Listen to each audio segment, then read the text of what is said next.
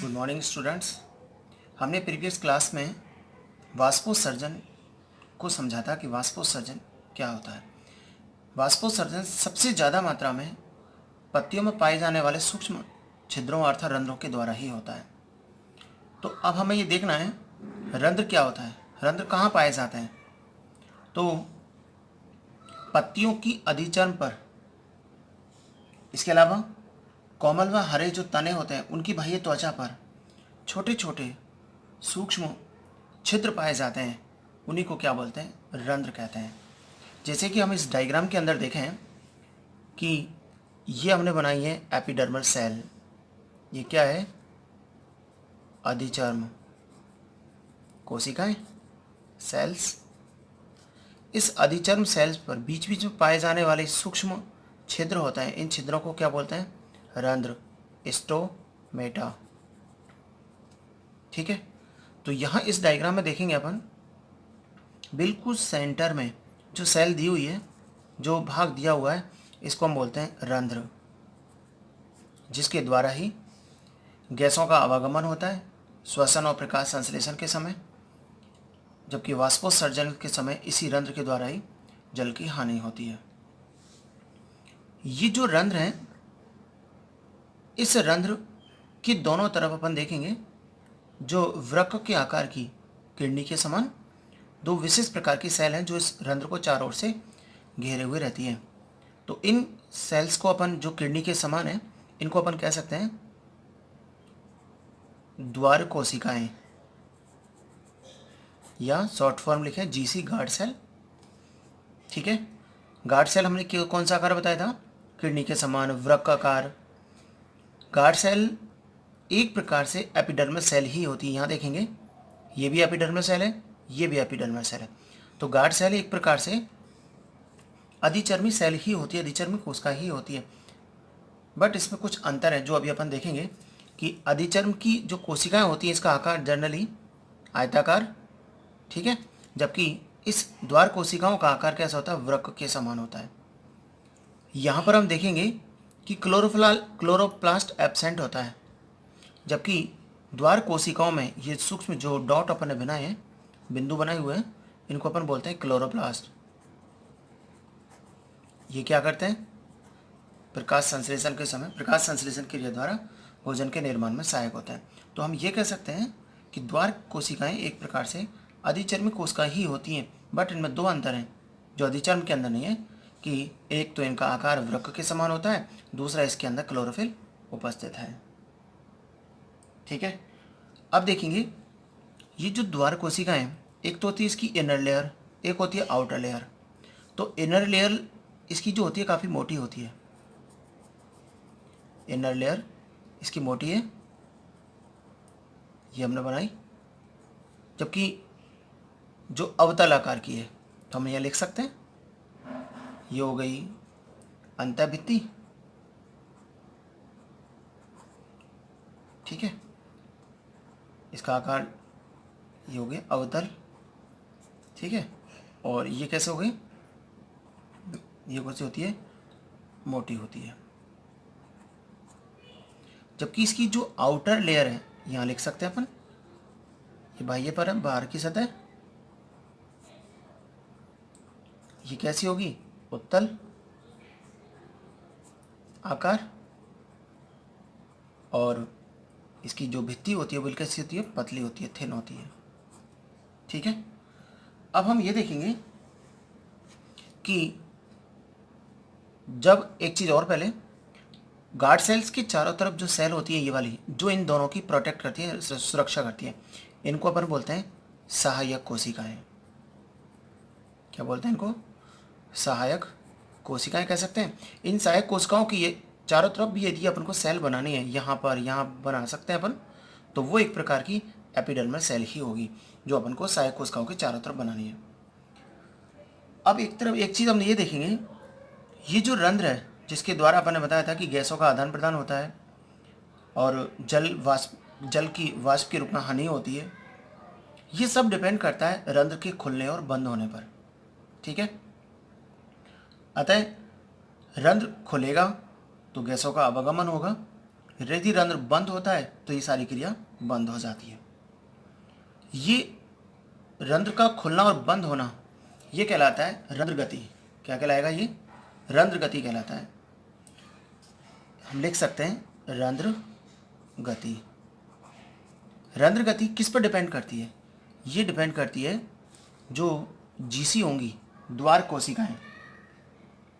ठीक है, द्वार कोशिकाओं में जब स्फीति अवस्था आती है, क्या आती है? स्फीति अवस्था, मतलब फूलने की कंडीशन। जब स्फीति अवस्था आती है तो रंध्र क्या हो जाते हैं? ओपन। ठीक है, लेकिन जब द्वार कोशिकाएं क्या हो जाती हैं? स्लथ, पिचक जाती है, तो जो रंध्र होंगे स्टोमेटा क्या हो जाते हैं? क्लोज्ड हो जाते हैं, बंद हो जाते हैं। इस प्रकार रंध्रों के खुलने और बंद होने के कारण रंध्र गति संपन्न होती है। ठीक है, इसके बाद हम देखेंगे जो रंध्र होता है ये जनरली, हम यहाँ लिखेंगे थोड़ा सा नोट,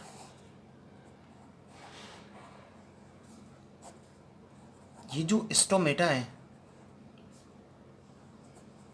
ये स्टोमेटा डे टाइम में जब प्रकाश उपस्थित होगा तब क्या होते हैं? खुले हुए। ठीक है, लेकिन जब रात्रि का समय होता है, रात्रि के समय क्या हो जाते हैं? क्लोज्ड हो जाते हैं। इसका मतलब दिन के समय क्या होते हैं? खुले हुए। लेकिन हम यदि स्पेशल कैम पादपों की बात करें, ये अपन फोटोसिंथेसिस वाले चैप्टर में पढ़ेंगे। कैम पादप क्या होते हैं? Crassulacean acid metabolism. ठीक है, कैम पादपों के अंदर देखेंगे कि ये जो स्टोमेटा होता है, ये स्टोमेटा दिन के समय भी क्या होता है? क्लोज्ड होता है। ठीक है, इसके बाद हम ये देखेंगे कि रंध्र गति कैसे होती है, अर्थात ये स्टोमेटा के खुलने और बंद होने की क्रियाविधि कैसे है, जो समय समय पर अलग अलग वैज्ञानिकों ने समझाई।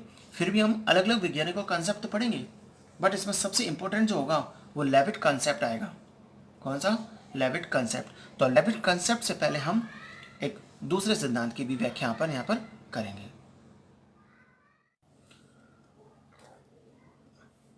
हमने अभी रंध्र की संरचना को समझा था, स्टोमेटा स्ट्रक्चर। अब रंध्र की जो संरचना है उसमें हमने बताया था कि रंध्र के खुलने और बंद होने पर ही रंध्र गति संपन्न होती है। रंध्रों में जब चारों तरफ उपस्थित जो द्वार कोशिकाएं जब स्फीति अवस्था में आती है तो रंध्र खुलते हैं, और द्वार कोशिकाओं में स्लथ अवस्था आने पर रंध्र बंद हो जाते हैं। ऐसा क्यों होता है? अतः रंध्रों के खुलने और बंद होने की जो क्रियाविधि है उसे रंध्र गति कहते हैं, जो द्वार कोशिकाओं के स्फीति व स्लथ अवस्था आने पर निर्भर करता है। तो सबसे पहले हम ये देखते हैं कि द्वार कोशिकाओं या रंध्र गति की जो क्रियाविधि है वो क्या है। तो रंध्र गति की क्रियाविधि को सबसे पहला कंसेप्ट जिसके द्वारा अपन समझेंगे वो है स्टार्च शर्करा परिकल्पना के द्वारा।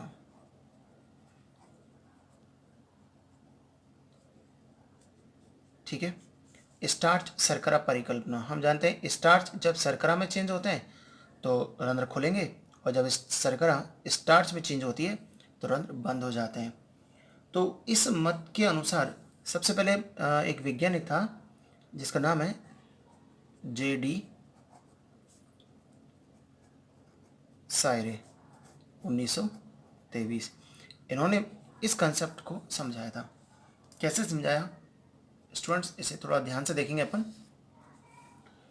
सबसे पहले एक तरफ अपन रखते हैं स्टार्च। हम ये जानते हैं कि प्रकाश संश्लेषण के बाद जब पादप भोजन बनाते हैं तो आवश्यकता से अधिक भोजन पादप शरीर के अंदर, पादप कोशिकाओं के अंदर स्टार्च के रूप में उपस्थित होता है। किसके रूप में? स्टार्च के रूप में उपस्थित होता है। तो पादप शरीर में रात्रि के समय, क्योंकि दिन में तो प्रकाश संश्लेषण हुआ, रात्रि को प्रकाश संश्लेषण होता नहीं है, उस समय भोजन स्टार्च में कन्वर्ट हो जाता है।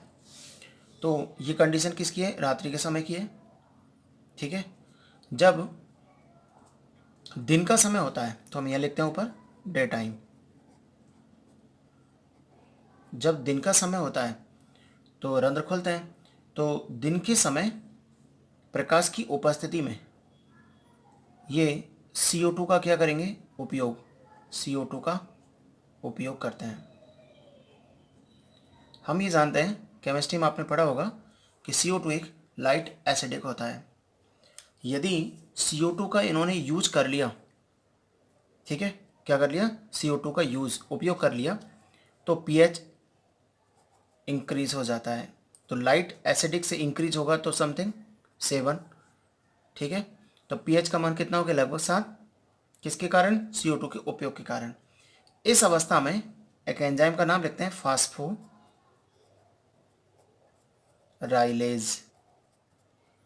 यह एंजाइम क्या हो जाता है? सक्रिय हो जाता है। ठीक है। तो फास्फोराइलेज एंजाइम की सक्रिय के कारण स्टार्च फास्फोरिलीकरण करेगा। मतलब ये हमने जो लिखा है, क्या है ये? अकार्बनिक फास्फेट अणु है। स्टार्च फास्फोराइलेज एंजाइम की उपस्थिति में अकार्बनिक फास्फेट अणु से जुड़कर क्या बनाएगा? ग्लूकोज 1 फास्फेट बनाता है। इसका मतलब पादप शरीर के अंदर ग्लूकोज की सांद्रता बढ़ेगी, ग्लूकोज बढ़ा। ग्लूकोज क्या? विलेय पदार्थ। तो विलेय पदार्थ के बढ़ने से द्वार कोशिका में ओपी का मान क्या होगा? मैक्सिमम। क्या होगा? ओपी का मान मैक्सिमम। यदि द्वार कोशिका में ओपी का मान मैक्सिमम होता है तो बताओ कौन सी क्रिया होगी? अंतःपरासरण की क्रिया होगी, क्योंकि हम जानते हैं जितना ओपी बढ़ेगा उतना ही क्या बढ़ेगा? डीपीडी। तो अंतःपरासरण की क्रिया होगी। अंतःपरासरण के कारण जल के अणु द्वार कोशिका में प्रवेश करेंगे। इसका मतलब द्वार कोशिका जल का अवशोषण करेगी। अवशोषण करेगी तो द्वार कोशिका में कौन सी अवस्था आएगी? स्फीति अवस्था आ जाती है। स्फीति अवस्था आ जाने से क्या होगा? द्वार कोशिकाओं की भाई ये जो भित्ति होती है वो पतली होती है, वो फैलेगी। फैलेगी तो स्टोमेटा, या जैसे अपन रंध्र कह सकते हैं पोर, ये क्या हो जाते हैं? ओपन हो जाते हैं। समझ में आया? एक बार रिपीट करते हैं। दिन के समय CO2 का उपयोग करने से pH क्या होगा? 7।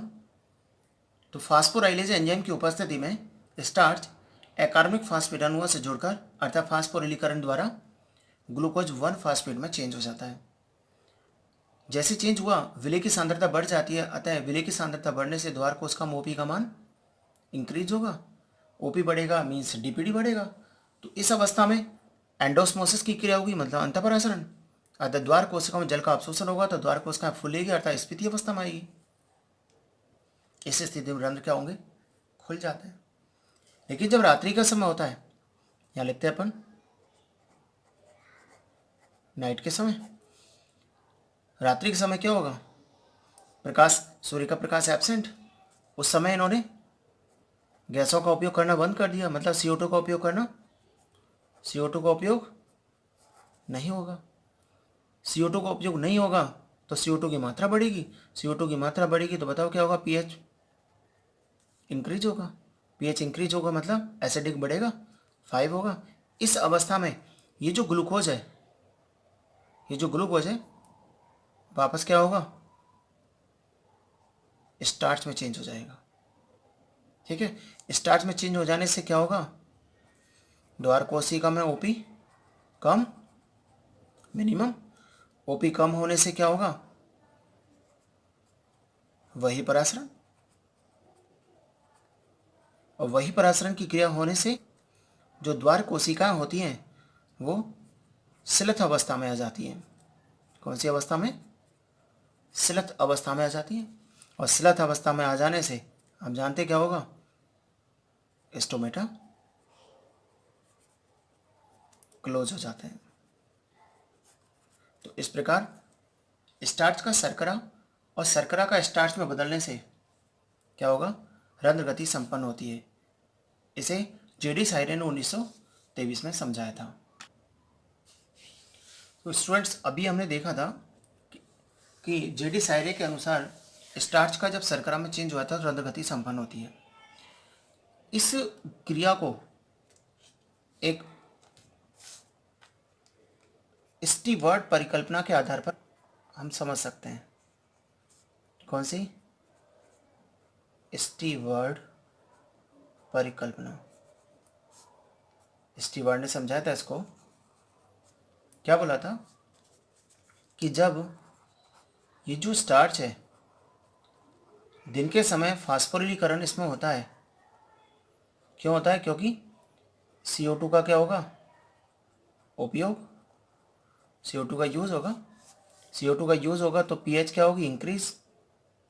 pH बढ़ेगा, 7 होगा। pH बढ़ेगा तो फास्फोराइलेज एंजाइम की उपस्थिति में जब स्टार्च का फास्फोरिलीकरण होगा तो सबसे पहले क्या बनेगा, ग्लूकोज 1 फास्फेट। जेडी सायरे के अनुसार तो उन्होंने डायरेक्ट बताया था कि ग्लूकोज 1 फास्फेट बन जाने के कारण ओपी का मान बढ़ जाता है, जबकि स्टीवर्ड ने यह कहा था कि दिन के समय, क्या कहा था इन्होंने, दिन के समय जब स्टार्च ग्लूकोज 1 फास्फेट में बदलता है तो ये ग्लूकोज 1 फास्फेट ग्लूकोज 6 फास्फेट में चेंज होगा। ग्लूकोज 6 फास्फेट से ये ग्लूकोज में चेंज होता है। ठीक है, ग्लूकोज, अब हम देखेंगे कि ग्लूकोज की सांद्रता जब द्वार कोशिकाओं में क्या होती है, बढ़ जाती है। तो हम ये देखते हैं कि ग्लूकोज की जो विलेयता होती है जल में सबसे ज़्यादा होती है इनकी तुलना में। अतः ग्लूकोज 1 फास्फेट की तुलना में विलेयता ग्लूकोज की ज़्यादा होती है। अतः ग्लूकोज की सांद्रता द्वार कोशिकाओं में जब अधिक होगी तो द्वार कोशिकाओं में ओपी का मान बढ़ेगा, न कि इसके कारण। ठीक है, तो जब द्वार कोशिकाओं में ओपी का मान बढ़ता है तो हम जानते हैं अंतःपरासरण होगा, और अंतःपरासरण के कारण द्वार कोशिकाएं स्फीति अवस्था में आती हैं, और स्फीति अवस्था में आ जाने से जो रंध्र होते हैं वो क्या हो जाते हैं, खुल जाते हैं। तो ये कंसेप्ट किसने समझाया था, स्टीवर्ड ने। ठीक है, अब हम सबसे ज़्यादा जो इम्पोर्टेंट है वो है लेविट कंसेप्ट, जिसे सक्रिय पोटेशियम आयन स्थानांतरण विधि कहते हैं, जिसका अपन अध्ययन इसके बाद करेंगे। तो स्टूडेंट्स, हमने रंध्र गति को समझाने के लिए 2 प्रकार के कंसेप्ट पढ़े थे।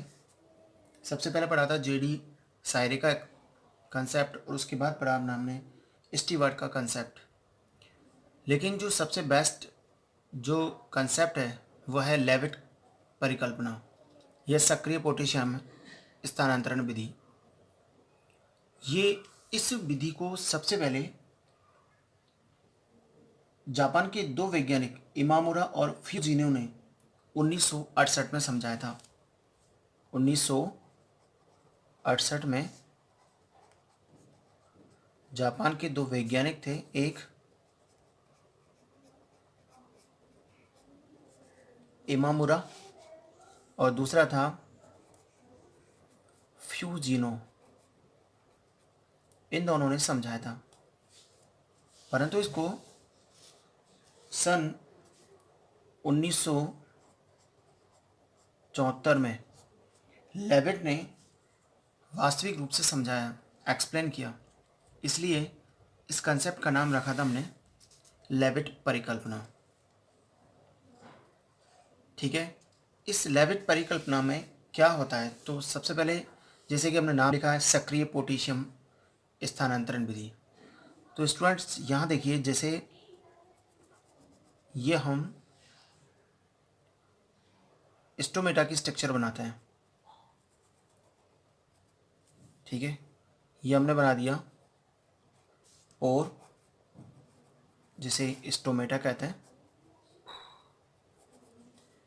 ये गार्ड सेल है और गार्ड सेल के चारों तरफ जो हम सेल बना रहे हैं वो क्या है, अनएपिडर्मल सेल, जो कि गार्ड सेल की क्या करती है, प्रोटेक्शन। ये हम इस तरीक़ा से इसको बना सकते हैं। ठीक है, ये क्या है, सिनर्जिड सेल, मतलब सहायक कोशिकाएं। ठीक है स्टूडेंट, तो आप ये देखेंगे कि दिन के समय जब सहायक कोशिकाओं से के+ आयन अंदर की ओर प्रवेश करते हैं और द्वार कोशिकाओं से बाहर की ओर H+ आयन बाहर निकलते हैं, तो रंध्र गति संपन्न होती है। के+ आयनों के अंतर्गमन से और H+ आयनों के बहिर्गमन से, आउटफ्लक्स और इनफ्लक्स, ठीक है, बहिर्गमन से रंध्र गति संपन्न होती है। इसलिए इसको बोलते हैं पोटेशियम और H+ आयन स्थानांतरण विधि। लेकिन यहाँ लिखा हुआ है सक्रिय पोटेशियम आयन है, तो उसको सक्रिय क्यों बोला? तो बात यह है, पोटेशियम आयन को अंदर प्रवेश करने के लिए किसकी रिक्वायरमेंट होगी? एटीपी की। ठीक है, तो एटीपी से क्या लेगा है? ऊर्जा। हम जानते हैं एटीपी क्या है? ऊर्जा की मुद्रा है, कॉइन ऑफ एनर्जी।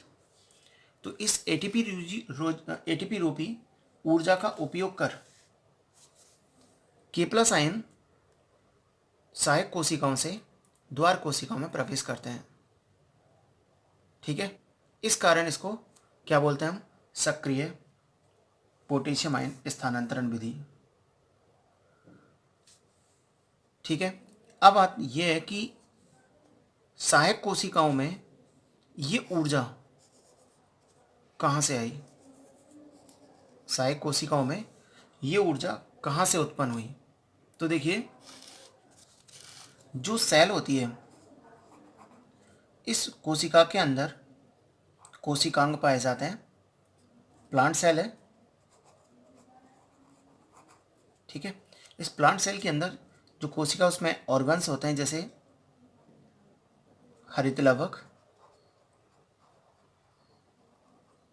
माइटोकॉन्ड्रिया, ये उपस्थित होते हैं। इसके बाद जो हम नेक्स्ट चैप्टर आएगा हमारा एक फोटोसिंथेसिस का, उसमें देखेंगे कि प्रकाश संश्लेषण की जो हरित लवक के अंदर एक रिएक्शन होगी। कब? प्रकाश संश्लेषण के दौरान, जिसे हम चक्रीय और अचक्रीय फास्फोरिलीकरण कहते हैं। इस चक्रीय और अचक्रीय फास्फोरिलीकरण के दौरान लगभग 3 एटीपी का निर्माण होता है। ठीक है, इसी प्रकार माइटोकॉन्ड्रिया के अंदर जब श्वसन की क्रिया होती है, श्वसन मतलब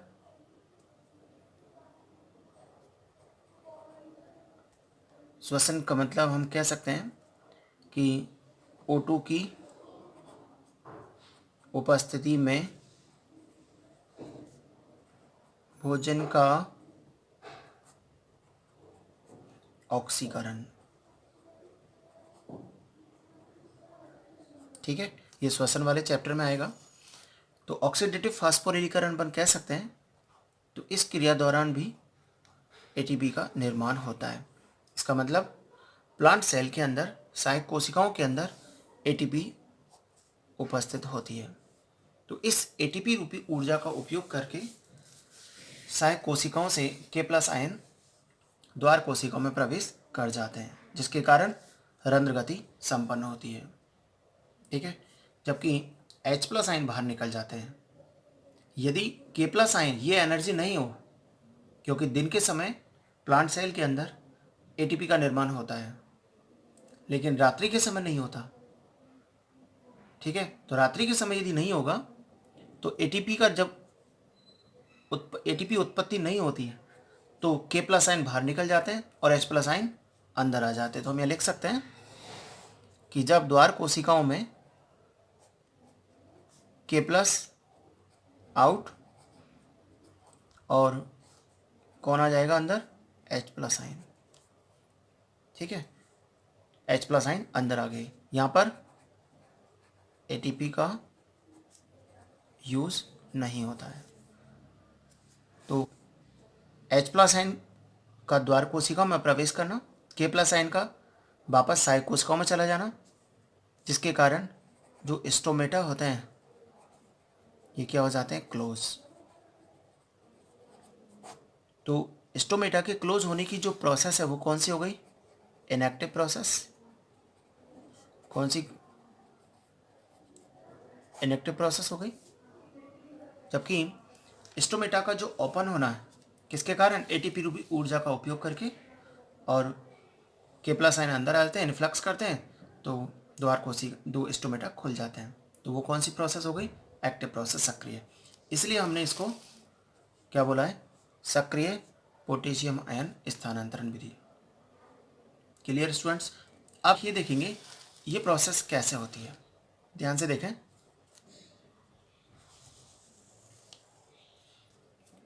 कि हम ये जानते हैं डे टाइम के दौरान स्टोमेटा क्या होते हैं, ओपन। क्या होता है, ओपन होता है। ऐसा क्यों, तो ध्यान से देखो,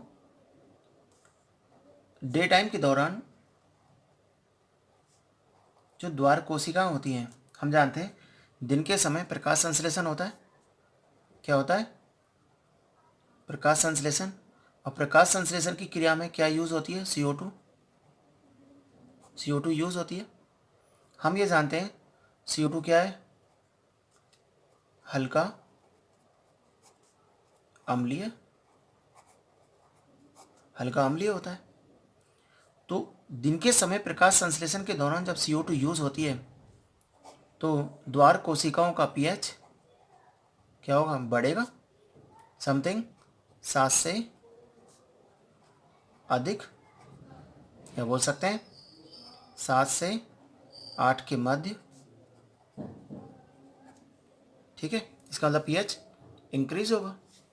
पीएच का मान यदि बढ़ता है तो इन द्वार कोशिकाओं में जो शर्करा उपस्थित है, शर्करा बोल सकते हैं कार्बोहाइड्रेट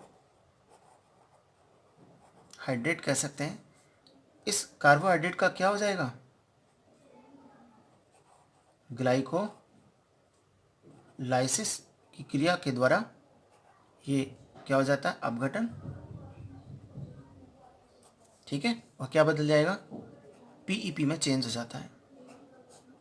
कार्बोहाइड्रेट ग्लाइकोलाइसिस की प्रोसेस के द्वारा अपघटित होकर के किस में चेंज हो गया, फास्फोइनोल पायरुविक अम्ल। हमने क्या लिखा, short form PEP, phosphoenol pyruvic अम्ल, जो कि 3 कार्बन वाला होता है। जबकि कार्बोहाइड्रेट शुगर या ग्लूकोज कितने कार्बन वाला, 6 कार्बन वाला। तो यहाँ पर ये PEP में चेंज हो गया।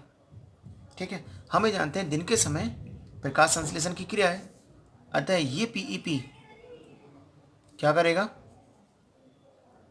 CO2 का उपयोग। CO2 का जब उपयोग होता है तो रिएक्शन कौन सी होती है, कार्बोक्सिलीकरण। कौन सी प्रोसेस हो गई, कार्बोक्सिलीकरण। इस क्रिया में एक एंजाइम काम आता है। ये सारे जो प्रोसेस हम देख रहे हैं, ये सारी क्रियाएं हम पढ़ेंगे प्रकाश संश्लेषण वाले चैप्टर में।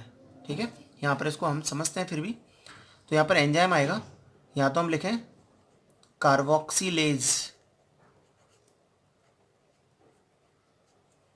या लिखें हम PEPCO, पैपको, phosphoenol pyruvate carboxylase enzyme.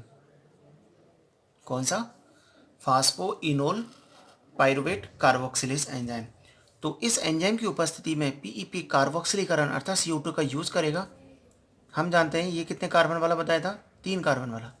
जैसे ही CO2 इसमें ऐड होती है तो किस में बदल जाएगा, 4 कार्बन वाले प्रोडक्ट में, जिसका नाम है OAA, मीन्स ऑक्जेलो एसिटिक एसिड। क्या, ऑक्जेलो एसिटिक एसिड। इस ऑक्जेलो एसिटिक एसिड का क्या होगा, अपचयन। क्या होगा, अपचयन, डिहाइड्रोजनीकरण। तो इस क्रिया में ये H+ आयन का उपयोग करेंगे। H+ आयन कहाँ से आया, NADS2 से। ये सारी क्रिया हम प्रकाश संश्लेषण में देखेंगे। तो H+ आयन का यूज करते हुए चेंज हो जाता है मैलिक एसिड में। इसका मतलब ये सारी क्रिया कहाँ हो रही है स्टूडेंट्स, द्वार कोशिकाओं के अंदर। ठीक है, तो द्वार कोशिकाओं में यहाँ मैलिक एसिड मैलिक एसिड का फॉर्मेशन हुआ। ये मैलिक एसिड, अब इस मैलिक एसिड का होता है वियोजन, टूटना, किसमें, H+ आयन और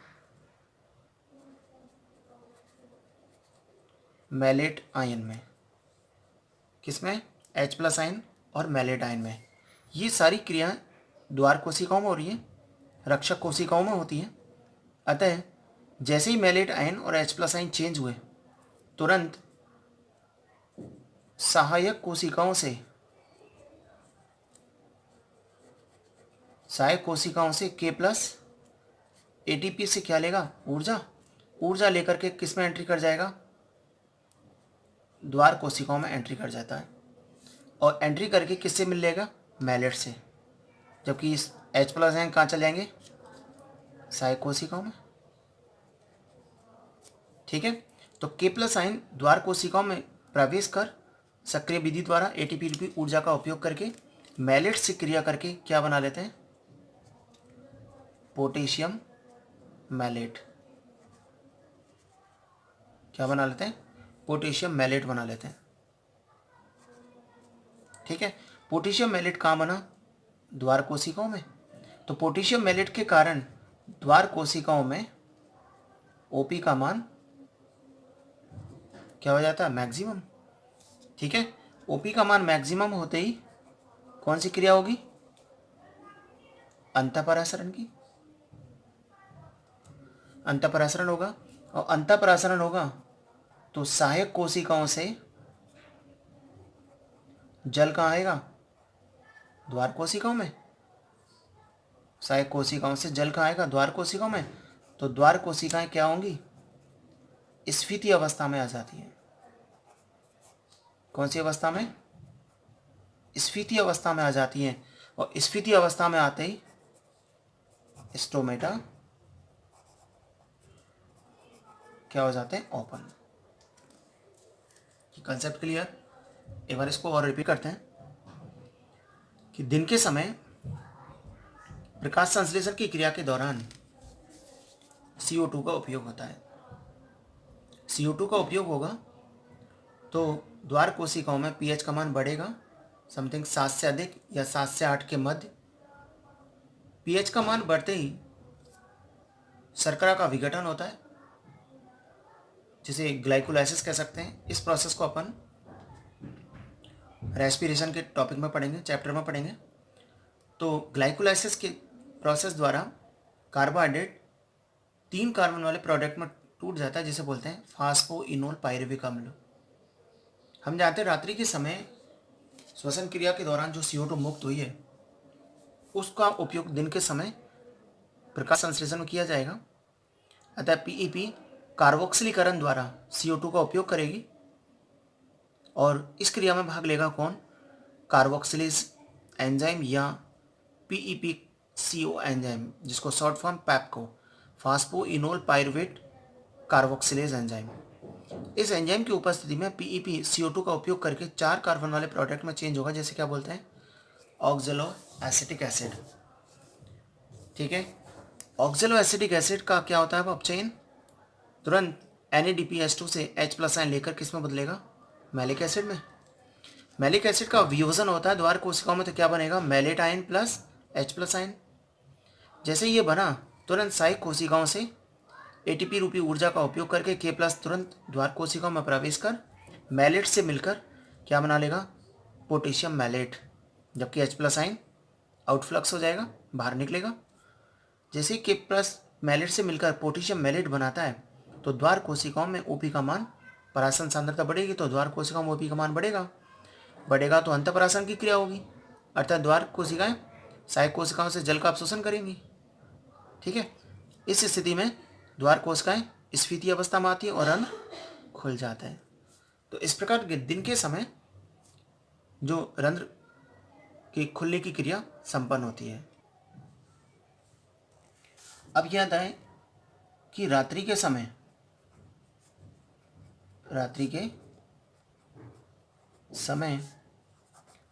ये स्टोमेटा क्लोज कैसे होता है। ठीक है, तो हम लिखेंगे इन नाइट।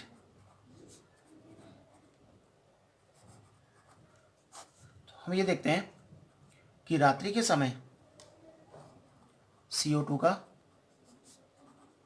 यूज नहीं होता है, क्योंकि रात्रि के समय प्रकाश संश्लेषण की क्रिया नहीं होती है। अतः CO2 का उपयोग न होने के कारण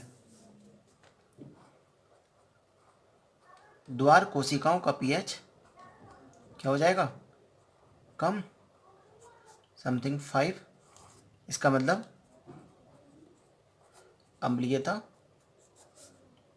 बढ़ जाती है। क्या बढ़ेगी, अम्लीयता बढ़ेगी तो ABA जो हार्मोन है, ये भी अपन नेक्स्ट चैप्टर में पढ़ेंगे, जिसका नाम है वृद्धि रोधी हार्मोन एब्सिसिक अम्ल। ये ABA हार्मोन ATP एज जो एंजाइम होता है, इस एंजाइम की सक्रियता का क्या कर देगा, संदमन होते ही ATP एज एंजाइम क्या हो जाएगा, इनएक्टिव। क्या हो जाएगा, इनएक्टिव। इसका मतलब ATP का निर्माण नहीं हुआ। अतः रात्रि के समय जब ATP का निर्माण नहीं होता और रंध्र बंद हो जाते हैं तो इस क्रिया को क्या बोलते हैं, इनएक्टिव प्रोसेस।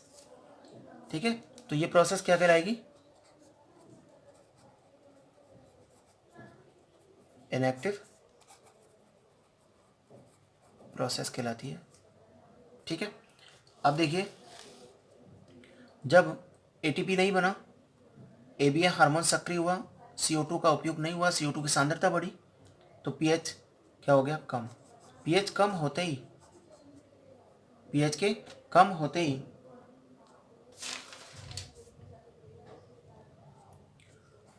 द्वार कोशिकाओं से K प्लस का क्या हो जाता है, बहिर्गमन, जबकि H प्लस का क्या हो जाता है, अंतर्गमन, इनफ्लक्स। क्योंकि हम जानते हैं जो विसरणशीलता होती है वो H प्लस आयन की ज़्यादा है K प्लस आयन की तुलना में।